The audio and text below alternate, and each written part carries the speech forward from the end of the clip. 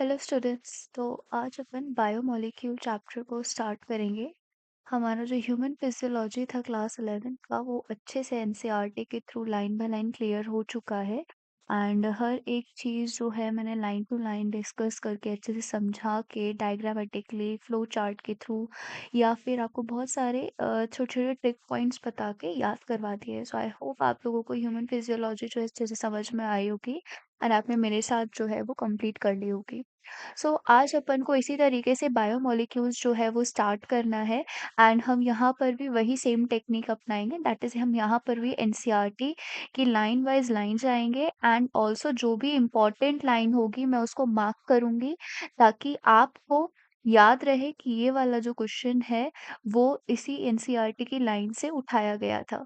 तो स्टार्ट करते हैं चैप्टर बायोमोलिक्यूल्स।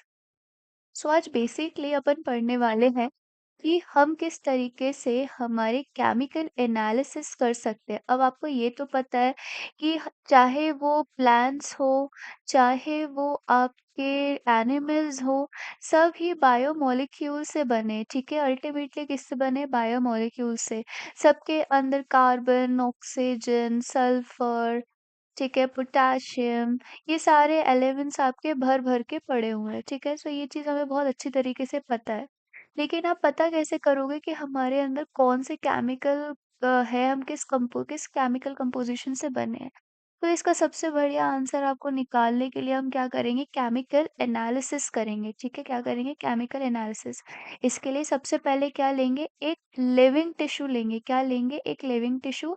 ये लिविंग टिश्यू आपका कोई भी वेजिटेबल हो सकता है, जैसे कि आपने एक एक्सपेरिमेंट किया होगा अनियन पील के साथ, है ना? 10th में एक्सपेरिमेंट कराया जाता है अनियन पील के साथ सेल्स देखने के लिए। सो वेजिटेबल ले सकते हो या फिर लिवर का पीस ले सकते हो, ठीक है। अब अपना लिवर का पीस तो निकाल के आप देखोगे नहीं, ऑब्वियस सी बात है, कैडेवर का निकाल के देखोगे या फिर आपको मिलेगा तो।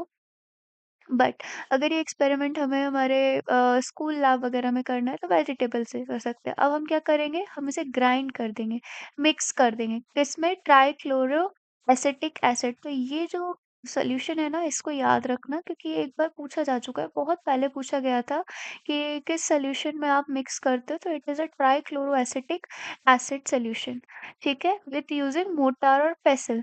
अच्छा, पुराने ज़मानों में आपने वो देखा ना, जो क्या कहते हैं कि वो होते थे आयुर्वेद वाले जो डॉक्टर्स होते थे पुराने ज़माने में, वो इस तरीके से कुछ अपना, मुझे हिंदी में वर्ड याद नहीं आ रहा कि उसको क्या कहते हैं। तो इस तरीके से एक कटोरा जैसे होता था, ठीक है? और इस तरीके से एक पेस्टल होता था, है ना? सो उसके अंदर आपकी बहुत सारी औषधियाँ डाल के उसको ऐसे मिक्स किया जाता था, ग्राइंड किया जाता था, है ना? तो मुझे नाम याद नहीं आ रहा है कि उसे बेसिकली हिंदी में क्या कहते हैं। सो जिससे हम मिक्स करते हैं उसे हम बोलते हैं पैसिव, और जिसमें हम मिक्स करते हैं उसे हम बोलते हैं मोर्टार। तो हम लिविंग टिश्यू, दैट इज़ वो आपका वेजिटेबल हो सकता है या लिवर टिश्यू हो सकता है, उसको ट्राइक्लोरोएसिटिक एसिड मिला के अच्छे से ग्राइंड कर लेंगे, मिक्स कर लेंगे, क्योंकि उस टाइम पे मिक्सी तो हुआ नहीं करती थी। और एक थिक स्लरी का फॉर्मेशन करेंगे, ठीक है? नाउ अब क्या करना है हमें? चीज़ क्लॉथ की हेल्प से, ठीक है, या फिर कोई भी कॉटन क्लॉथ आप लोगों ने अगर जैसे कोई अपने मम्मी वगैरह को या किसी को किचन में इंटरेस्ट होगा तो वो लोग देखेंगे कि जो कुछ मम्मी होती है या दादी नानी जो होते हैं वो क्या करते हैं, घर में पनीर बनाते हैं। तो घर में जब पनीर बनाते हैं तो दूध जब फट जाता है तो उसको हम स्ट्रेन करते हैं, और ऊपर जो जिस कपड़े पे हम स्ट्रेन करते हैं तो उसको क्या बोलते हैं? उसे चीज़ क्लॉथ बोलते हैं, या फिर वो जो कपड़ा होता है वो कॉटन का भी हो सकता है, ठीक है? जिससे कि सारा जितना भी पानी है वो निकल जाए। तो वो जो पनीर वाला हिस्सा होता है वो ऊपर रह जाता है आपके क्लॉथ पर, और बाकी सारा पानी जो है वो स्ट्रेन हो जाता है। आपको अभी ऐसा इमेजिन करके चलना है। So one is called the filtrate, or more technically acid soluble pool, and the second the retentate or the acid insoluble fraction, ठीक है। सो जो हमारा ये जो आपका स्लरी है ये दो हिस्सों में डिवाइड हो जाएगा। एक तो आपका फॉर्म होगा जिसे हम क्या बोलेंगे? फिल्ट्रेट। ये बेसिकली एसिड सॉल्युबल पूल मतलब ऐसा होता है कि एसिड में सॉल्युबलाइज हो जाते हैं सब्सटेंसेस, और दूसरे को हम क्या बोलेंगे, रिटेंटेड, ठीक है, जो कि एसिड इनसॉल्युबल फ्रैक्शन होता है। साइंटिस्ट हैव फाउंड, सो अगर मैं आपको एक क्लियर बताऊं, तो जो पानी निकला है, ठीक है, जो अगर आप इमेजिन करोगे तो वो जो पानी निकला है उसको हम बोलेंगे फिल्ट्रेट, ठीक है, और जो रिटेंटेड, जो आपका पनीर बचा हुआ है, ठीक है, जो आपका पनीर जो बचा हुआ है उसे क्या बोलेंगे, रिटेंटेड। ऐसे याद रखना, ठीक है, तो क्लियरली समझ में आएगा। सो जो फिल्ट्रेट होता है वो एसिड सॉल्युबल पूल होता है, मतलब इसमें ऐसे कंपाउंड्स होंगे जो कि आपके एसिड्स में सॉल्युबल हो सकते हैं, एंड रिटेंटेड वो होंगे जो कि एसिड में इनसॉल्युबल होते हैं। ठीक है, now scientist have found thousands of organic compound in the acid soluble pool. तो साइंटिस्ट बेसिकली ये बोल रहे हैं कि आपके बहुत सारे ऑर्गेनिक कंपाउंड जो है वो आपको एसिड सॉल्युबल पूल में मिलेंगे, दैट इज आपके फिल्ट्रेट में मिलेंगे, ठीक है। Now, it will suffice to say here that one extract the compound, then subject the extract of various separation techniques till one has a separated a compound from all other compounds. So अभी तो हमने सिर्फ एक acid soluble को, एक acid soluble pool को non acid soluble pool से attack sorry अलग अलग किया है, नॉन एसिड सॉल्युबल पूल से अलग-अलग किया है, ठीक है। अभी इनमें से भी फर्दर बहुत सारे ऐसे कंपाउंड्स होंगे जिनको हमें अलग करना है, तो इनकी प्रोसेस अलग है। In other word, one isolates and purify compound, analytical technique when applied to the compound give us an idea of the molecular formula and the probable structure of the compound. जैसे जैसे आप अलग करते जाओगे आपको उसका सिंगल एक structure मिल जाएगा कि इस कंपाउंड का ये स्ट्रक्चर है, दूसरे कंपाउंड का ये पर्टिकुलर स्ट्रक्चर है, ठीक है, नॉट दैट इम्पॉर्टेंट। सिर्फ एक इम्पॉर्टेंट लाइन थी, वो थी कि किसमें आप मिक्स करके देखते हो, it is a trichloro acetic acid. Now, all the carbon compounds that we get from living tissues are called biomolecules. समझ में आ रहा है? Bio means what? Anything which has life, living. ठीक है, molecules. So हमारे जितने भी कार्बन कंपाउंड्स है जो हमें लिविंग टिश्यूज में मिलते हैं उसको हम क्या बोलते हैं? बायोमोलिक्यूल्स बोलते हैं. However, living organisms have also got inorganic elements and compound in them. A slightly different but destructive experiment has to be done. अब हमें अगर फाइंड करना है कि इसके अंदर कौन सा कंपाउंड है, तो एक डिस्ट्रक्टिव एक्सपेरिमेंट करना पड़ेगा। डिस्ट्रक्टिव एक्सपेरिमेंट मतलब बेसिकली यहाँ पे हमें सेल वॉल को तोड़ने का काम करना पड़ेगा, ठीक है। So one weighs a small amount of a living tissue, say a leaf और a liver, and this is called wet weight, ठीक है। वेट वेट मतलब अभी इस लिविंग टिश्यू में वाटर प्रेजेंट है, ठीक है, क्या है, वाटर प्रेजेंट है। जब हम इस वाटर को उड़ा देंगे, दैट इज इवेपोरेट कर देंगे, तो ये ड्राई वेट कहलाएगा। वेट वेट में वाटर प्रेजेंट होता है और ड्राई वेट में वाटर एब्सेंट होता है। तो ये वाला जो लाइन है ना, ये मार्क कर लेना, पूछी गई थी एक बार। So all the water evaporates, the remaining material gives the dry weight, ठीक है। सो जैसे ही सारा पानी जब उड़ जाएगा, अब जो भी कंपाउंड आपका बचेगा, जो भी ऑर्गेनिक मटेरियल, जो भी बायोमोलिक्यूल बचेगा, वो होगा आपका क्या, ड्राई वेट।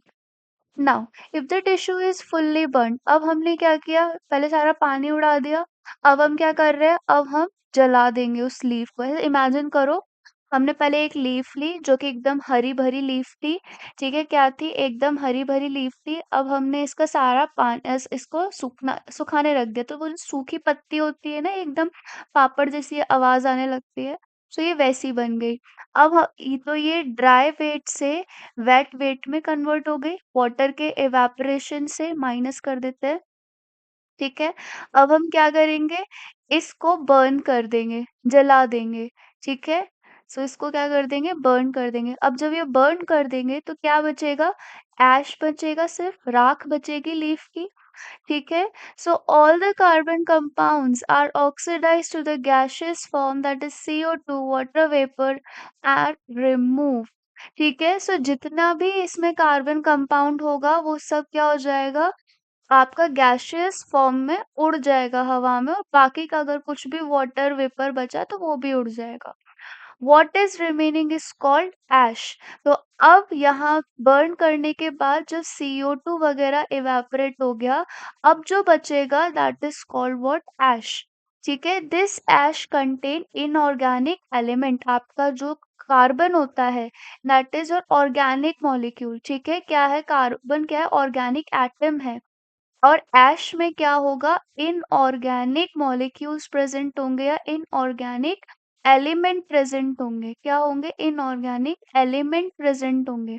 तो ये चीज याद कर रखना, जैसे कि कैल्शियम हो गया, मैग्नीशियम हो गया। ठीक है, इनऑर्गेनिक कंपाउंड जैसे कि आपके सल्फेट भी हो सकता है, फॉस्फेट भी हो सकता है। ठीक है, और also seen in the acid soluble fraction. ठीक, सो अगर सल्फेट और फॉस्फेट है ये आपको एसिड सॉल्युबल फ्रैक्शन में भी देखने को मिल जाएंगे, तो ये चीज याद रखनी है। नाउ आगे चलते हैं। Therefore elemental analysis give elemental composition of the living tissue. तो ये बेसिकली अपन क्या कर रहे हैं, एलिमेंटल एनालिसिस कर रहे हैं। कैसे कर रहे हैं, हमने पहले वाटर को इवेपोरेट करके ड्राई वेट बनाया, फिर उसके बाद इसको बर्न कर दिया, तो हमारा जो भी CO2 था वो उड़ गया, वेपर्स उड़ गए। फिर जो हमारे पास बचा दैट इज ऐश, इसके अंदर क्या बचा, इनऑर्गेनिक, मतलब हम सिंप्लीफाई करते जा रहे हैं। तो अब हम एलिमेंट की एनालिसिस कर रहे हैं। ठीक है, सो हमारा एलिमेंट के एनालिसिस पे हमें मिला कि इसमें हाइड्रोजन हो सकता है, ऑक्सीजन हो सकता है, क्लोरीन हो सकता है, कार्बन हो सकता है। While analysis of a compound gives an idea of the kind of organic and inorganic constituent present in the living tissue. From a chemistry point of view, one can identify functional groups like aldehyde, ketone, aromatic compounds. सो जब आप chemistry में organic chemistry पढ़ोगे, तो वहाँ पे आप aldehyde के बारे में पढ़ोगे जो कि CHO ग्रुप होता है, कीटोन के बारे में पढ़ोगे, C double bond O R R group होता है। ठीक है, R is basically your another carbon chain. ठीक है, एरोमेटिक मतलब आपके कोई भी रिंग वाला, ठीक है, कोई भी जैसे बेंजीन हो गया, this is your aromatic compound. Now ये तो आपके किसकी बात हो गई, केमिस्ट्री के पॉइंट ऑफ व्यू से। लेकिन अगर अपन बायोलॉजिकल पॉइंट ऑफ व्यू से बात करें, so we shall classify it into amino acids, nucleotide base and fatty acids. ठीक है, amino acids, nucleotide base, fatty acid भी के केमिस्ट्री पॉइंट ऑफ व्यू से देखोगे तो आपको उसमें भी बहुत सारे स्ट्रक्चर्स देखने को मिलेंगे। ठीक है, दोनों इंटरलिंक है। Now amino acids are the organic compound containing amino group. ठीक है, अमाइनो एसिड्स में क्या प्रेजेंट होता है, अमाइनो ग्रुप प्रेजेंट होता है और एक एसिडिक ग्रुप भी प्रेजेंट होता है। मतलब इस तरीके से प्रेजेंट होता है कि ये एक, अगर आपका ये कार्बन है तो इससे C carboxylic acid group present होगा, और एक आपका NH2 ग्रुप प्रेजेंट होगा ऊपर hydrogen, and this is your again your R। So this is your amino acid. ठीक है, so acidic group as a substituent on the same carbon, that is the alpha carbon. So this is known as your alpha carbon. Chemistry भी सीखने को मिल रही है, आपको जान के खुशी होगी कि मेरी ऑर्गेनिक केमिस्ट्री भी अच्छी है। सो आप जहाँ पर इस कार्बन से अटैच कर रहे हो इस कार्बोक्सिलिक एसिड को एंड इस अमाइनो ग्रुप को एंड इस हाइड्रोजन को, so this is known as your alpha carbon. ठीक है, ये कौन सा कार्बन है, अल्फा कार्बन। इसी वजह से इसको हम क्या बोलते हैं, alpha amino acid. Now they are substituent of methane. There are there are four substituent groups occupying the four valency position। ठीक है, सो CH4 को अगर अपन, ये क्या है, मीथेन है। ठीक है, अब इसमें से अगर मैं 3 हाइड्रोजन हटा के इस तरीके से लगा दूं, एक जगह अमाइनो ग्रुप, एक जगह कार्बोक्सिलिक ग्रुप और एक जगह दूसरी R चेन। ठीक है, सो ये बेसिकली सब्स्टिट्यूट कर दिया अपन ने हाइड्रोजन को। सो these there are four substituent groups occupying the four valency of the position। अब आपको इतना तो पता होगा कि कार्बन की 4 वैलेंसीज होती है और इसको स्टेबल होने के लिए 4 और इलेक्ट्रॉन्स चाहिए होते हैं। तो एक इलेक्ट्रॉन आपको दे देता है हाइड्रोजन, यहाँ पर एक इलेक्ट्रॉन दे देता है आपको कार्बोक्सिलिक एसिड का कार्बन, एक आपको दे देता है यहाँ पर नाइट्रोजन। ठीक है, और एक यहाँ पर दे देता है दूसरा R का कार्बन। ठीक है, सो इस तरीके से कार्बन जो है अपनी वैलेंसी कंप्लीट कर लेता है। Now these are hydrogen carboxylic group and amino acids and a variable group designated as a R group. Based on the nature of the R group, there can be many amino acids. However, those which occur in proteins are of only 20 types. अब तो 22 हो गए हैं, ठीक है, but अभी आपके NCERT में सिर्फ और सिर्फ 20 टाइप्स दे रखा है, तो इसको याद रखना, ठीक है। नाउ ये लाइन इंपॉर्टेंट है ना, ये मिस मत करना कि आप आपके पास कितने प्रोटीन टाइप है, 20 टाइप्स ऑफ प्रोटीन है। R group in these proteinaceous amino acids could be hydrogen, ठीक है। अब अगर जैसे ग्लिसरीन हुआ तो ग्लिसरीन का स्ट्रक्चर क्या होगा, इस तरीके से एक हाइड्रोजन इधर प्रेजेंट होगा, ये कार्बोक्सिलिक एसिड इस तरीके से प्रेजेंट होगा, ये आपका amino acid present sorry amine group present होगा, एंड यहाँ पर आर ग्रुप की जगह क्या प्रेजेंट होगा, हाइड्रोजन प्रेजेंट होगा। तो दिस इज योर ग्लाइसिन, ठीक है। वहीं पे अगर मैं मिथाइल ग्रुप ऐड कर दूं तो ये बन जाएगा एलेनिन। अगर मैं यहाँ पे मिथाइल ग्रुप ऐड कर दूं तो ये बन गया क्या, alanine. Now hydroxyl methyl serine, ये अपन फर्दर जब आर ग्रुप अलग अलग चेंज करते जाएंगे आपको ये अलग अलग कंपाउंड मिलता जाएगा, ठीक है। The chemical and physical properties of the amino acids are essentially of the amino carboxyl group and are functional group. So basically जो अमाइनो एसिड का हमें जो कैरेक्टरिस्टिक फीचर मिलते हैं वो आपको इन 3 ग्रुप की वजह से मिलते हैं। कौन कौन से, एक तो हो गया आपका क्या, कार्बोक्सिलिक ग्रुप, दूसरा हो गया क्या आपका amino acid group, sorry amino group, और तीसरा हो गया क्या आपका आर ग्रुप, ठीक है। Based on the number of the amino and the carboxylic group, these are acidic, basic and neutral. So, अगर आपका अमाइनो ग्रुप जो है वो एक से ज्यादा है, ठीक है, सो वो क्या हो जाएगा, वो हो जाएगा बेसिक। अगर कार्बोक्सिलिक एसिड एक से ज्यादा है तो वो क्या हो जाएगा आपका एसिडिक, और अगर दोनों बराबर के हैं दैट इज योर न्यूट्रल, ठीक है। सो बेसिक, ये सबसे इम्पोर्टेंट लाइन है, ये याद रखना क्योंकि पूछी जा चुकी है कि एसिडिक, कोई एसिडिक में का एग्जाम्पल क्या हो जाएगा, ग्लूटामिक एसिड, बेसिक का एग्जाम्पल क्या हो जाएगा, लाइसिन, न्यूट्रल का एग्जाम्पल क्या हो जाएगा, वेलिन।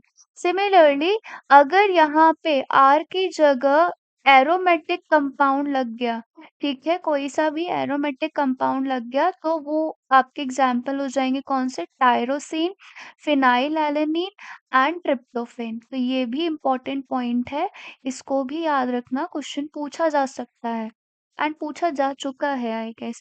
तो जब मतलब जब आप लोग टेस्ट सीरीज ज्वाइन करोगे ना, तो अगर बायोमोलिक्यूल से कहीं क्वेश्चन पूछना है तो वो यहाँ से मोस्टली पूछते हैं, और फिर उसके बाद पूछते हैं आपके एंजाइम वाले पार्ट से।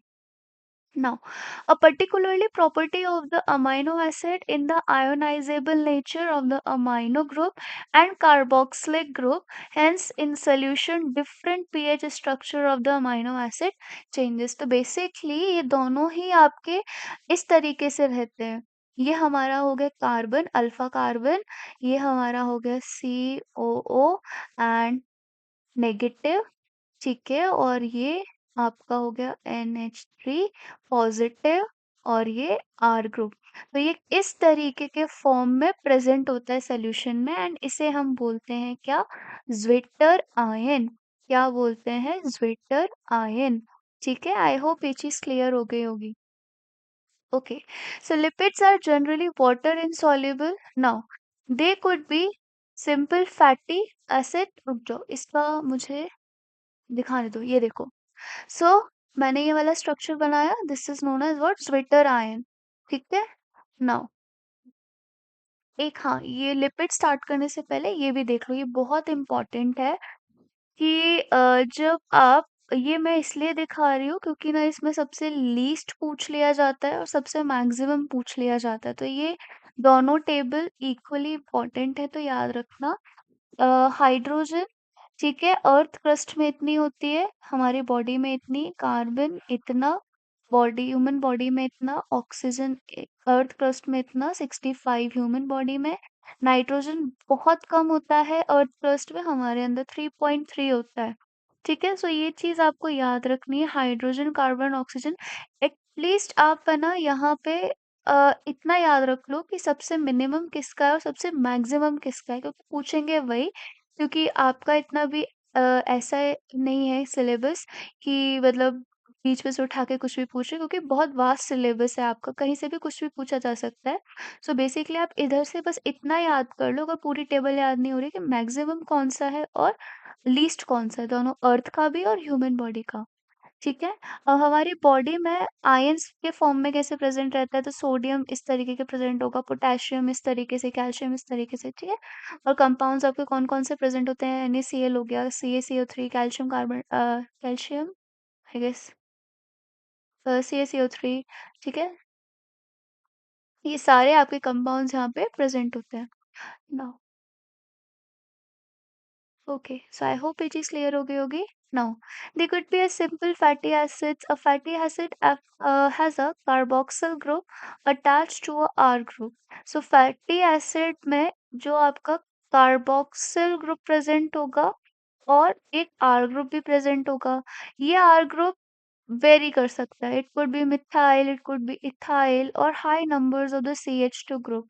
ठीक है, कहाँ से कहाँ तक, 1 से 19 तक ये आपके CH2 ग्रुप हो सकते हैं। तो अगर मैं बात करूँ पाल्मेटिक एसिड की, ये जो यहाँ से अंडरलाइन कर लेना बहुत इंपॉर्टेंट है, कि पाल्मेटिक एसिड में 16 कार्बन होते हैं इंक्लूडिंग कार्बोक्सिलिक एसिड। मतलब 16 का पाल्मेटिक एसिड कितने कार्बन्स का बना होता है, 16 कार्बन का। ये मैं इसलिए हाईलाइट करा रही हूँ क्योंकि जब मैं प्रैक्टिस करती थी, तब मैं जिस टेस्ट सीरीज से प्रैक्टिस करती थी, तो उस टाइम पर ये आपके क्वेश्चन बहुत कॉमनली पूछा जाता था और रिपीटेडली पूछा जाता था। सो पाल्मेटिक एसिड 16 कार्बन से बनता है, आर्किडोनिक एसिड जो है वो 20 कार्बन एटम से बनता है। ठीक है, जिसमें आप कार्बोक्सिल कार्बन को भी ऐड कर रहे हो, मतलब 19 प्लस कार्बोक्सिल ग्रुप। और पाल्मेटिक एसिड की बात करें तो 15 प्लस कार्बोक्सिल ग्रुप। ठीक है। Fatty acid could be saturated, saturated का मतलब क्या होता है, डबल बॉन्ड प्रेजेंट नहीं है। एंड वहीं पे अगर अपन बात करें अनसैचुरेटेड की, तो मतलब यहाँ पे एक से ज्यादा डबल बॉन्ड प्रेजेंट होते हैं। ठीक है। अनादर सिंपल लिपिड इज ग्लिसरॉल। सबसे सिंपल लिपिड कौन सा है, ग्लिसरॉल है। ठीक है, जो कि कैसे होता है, which is trihydroxypropane, trihydroxypropane. So ये वाला अगर आप स्ट्रक्चर देखोगे, तो यहाँ पर 3 कार्बन है और इसके साथ आपके OH ग्रुप जुड़ा है, तो OH बेसिकली अल्कोहल को रिप्रेजेंट करता है। सो this is your glycerol. Fatty acid, palmitic acid में यहाँ पे 14, 15, 16 कार्बन कंपाउंड एटम का है ये, है ना।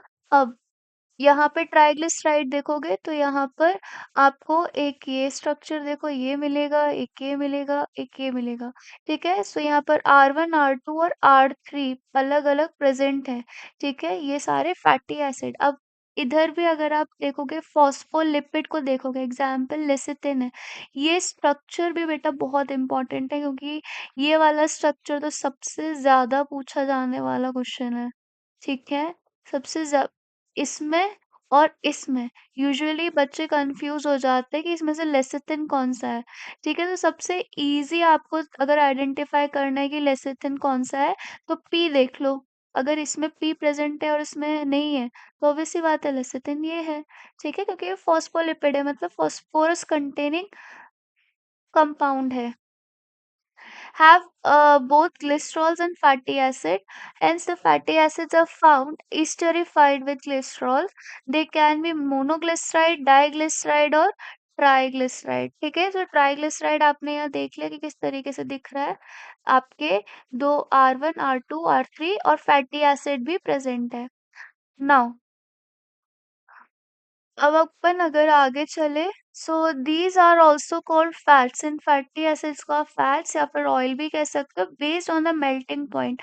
तो जो आपके ऑयल होते हैं उनकी जो मेल्टिंग पॉइंट होती है वो बहुत कम होती है, ठीक है। और वहीं पे अगर अपन फैट की बात करें तो इनकी मेल्टिंग पॉइंट जो है बहुत हाई होती है, मतलब इनको बहुत ज़्यादा टेम्परेचर देने पे ये मेल्ट होते हैं, वहीं पे ऑयल जो है वो जल्दी मेल्ट हो जाता है। So oil have lower melting point as I have said and hence remain oil in winter.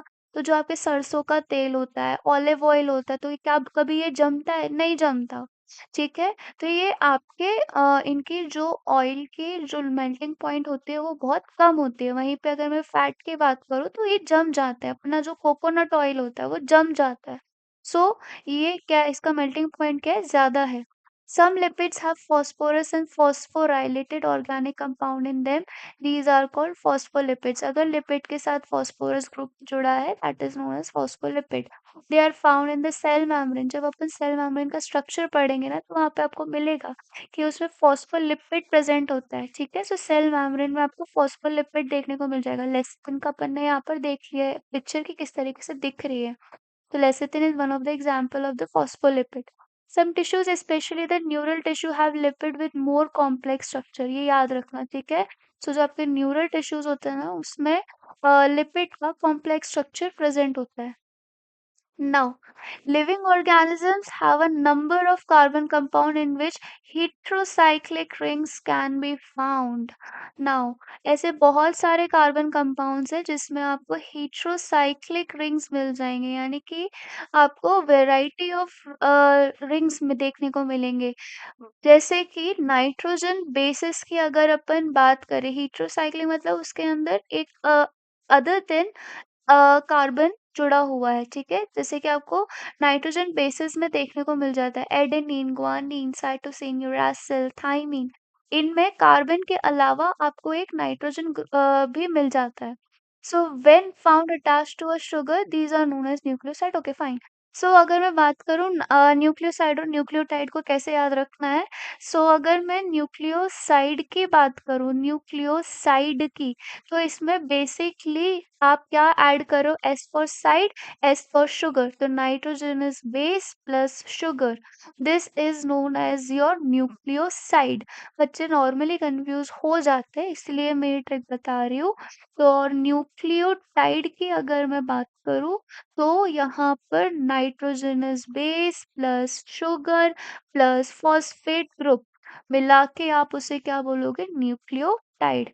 If a phosphate group is also found in a esterified to the sugar, these are known as nucleotide.